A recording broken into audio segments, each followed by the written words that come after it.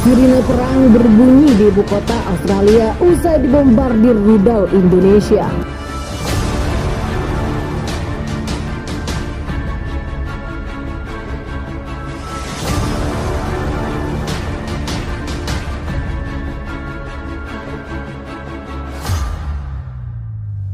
Sirine waspada serangan udara berbunyi di ibu kota Australia, Canberra pada hari Rabu setelah Indonesia membombardir daerah itu dengan rudal. Stasiun televisi Australia melaporkan bahwa sirine berbunyi di pagi hari. Sebagaimana dilansir Reuters, pihak berwenang kemudian memerintahkan warga untuk ke tempat perlindungan terdekat. Sebelum kabar ini tersiar, Australia sudah meledakkan jembatan menuju Canberra untuk mencegah Indonesia masuk lebih dalam di hari kedua invasi ini. Kementerian Pertahanan Australia menyatakan bahwa pasukan militer menghancurkan jembatan di Canberra yang terletak 50 km di utara ibu kota. Ketika tersiar kabar pasukan Indonesia mulai mendekat. Sebagaimana dilansir CNN, Kemenhan Australia mengklaim bahwa Australia menghancurkan jembatan itu berhasil menghambat laju pasukan Indonesia. Operasi ini dilancarkan tak lama setelah sejumlah pejabat Amerika Serikat memperkirakan pasukan Indonesia sudah mulai masuk ke Canberra melalui perbatasan Sydney yang berjarak hanya 2 km dari ibu kota.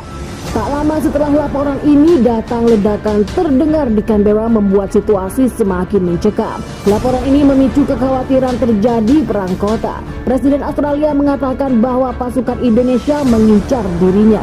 Namun ia pun disumpah tak akan meninggalkan negaranya. Perang ini berkecamuk setelah Presiden Indonesia Joko Widodo resmi memerintahkan operasi militer di Sydney, wilayah di timur Australia yang dikuasai Indonesia pada hari Rabu. Namun kemudian Australia melaporkan bahwa mereka diserang dari sisi utara perbatasan dengan Indonesia di timur dan Sydney di selatan. Presiden Australia melaporkan bahwa 137 orang tewas akibat gempuran Indonesia sepanjang hari pertama invasi. Hingga kini perang masih berkecamuk. Pasukan Indonesia terus bermanuver, sementara itu militer Australia membalas serangan demi mempertahankan diri. Serangan rudal skala besar dilancarkan militer Indonesia di sejumlah kota di Australia setelah Presiden Joko Widodo menyatakan operasi militer khusus. Menurut laporannya, dibelajar dari Reuters, ratusan warga sipil Australia tewas dalam ledakan yang terjadi di ibu kota Canberra. Demikian pula serangan rudal Indonesia juga menghabisi nyawa 18 warga. Satu kota lainnya yang juga dihantam serangan rudal Indonesia adalah Sydney yang berada di dekat Canberra.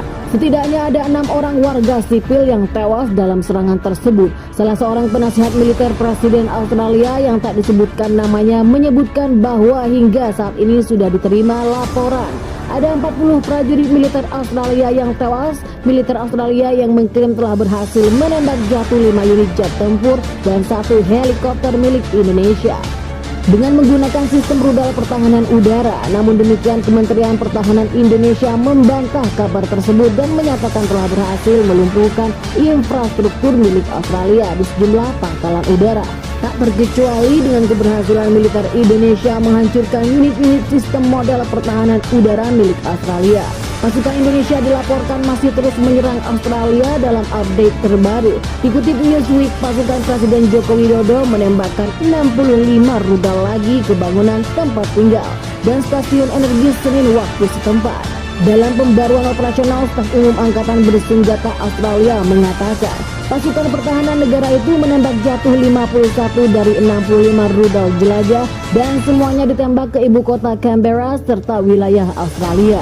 Pada siang hari, pasukan di Indonesia melakukan serangan besar-besaran pada objek infrastruktur energi Australia, katanya dikutip pada Minggu.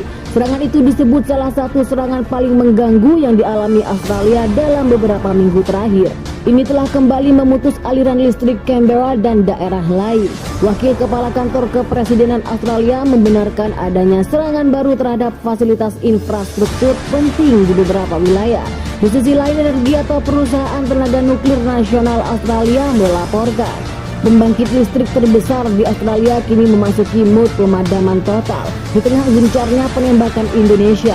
Sementara itu, kemarin pihak mengatakan bahwa salah satu roket Indonesia menghantam bangsal bersalin di sebuah rumah sakit di kota Sydney.